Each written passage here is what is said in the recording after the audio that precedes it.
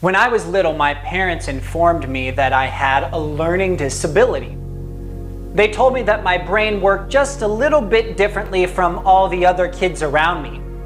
They said, "You have ADHD." And before any of you out there stop listening because you think ADHD just means someone who can't focus or help themselves from daydreaming along in their own head, let me tell you the truth about what ADHD really is and lay all your preconceived notions and ideas of its validity to rest.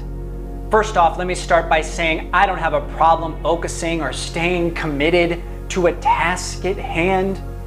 In fact, I can spend hours and hours on a task to the point where 6 to 8 hours have gone by, and in the hourglass of time, never seeing one single solitary grain of sand.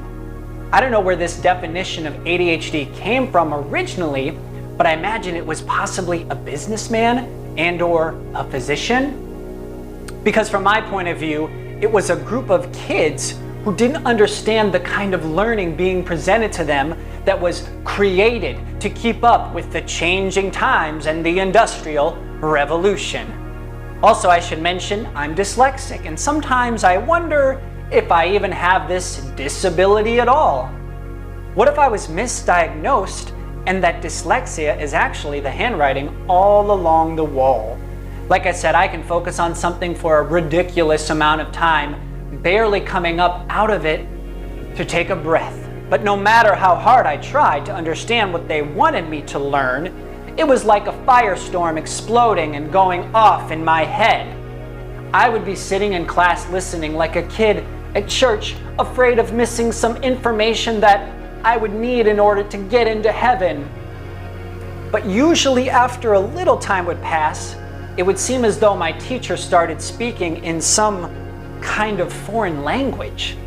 Then looking around me at all the other kids who were paying attention with no confusion on their faces, frustration and rage would start building up inside of me because I couldn't understand why I was given what felt like at the time a life sentence. It was so painful to feel like no matter what I did, I would never be able to catch up to anyone around me, leaving me to believe that there was no bright future for me waiting in the wings.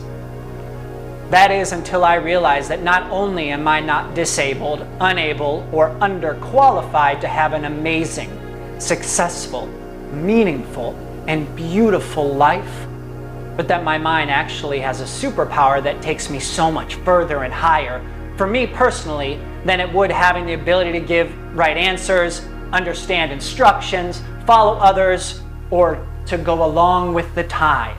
I'm a poet, artist, performer, composer, teacher, prophet, with an imagination that is out of this world and beyond the mind. Because when I put words together through rhythm and rhyme, I can transport myself and others through space and time. And you know what else I realized after all this time thinking I was incapable of learning?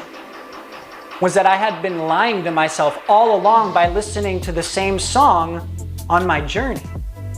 Hearing words of a belief that failure was the only fate for me.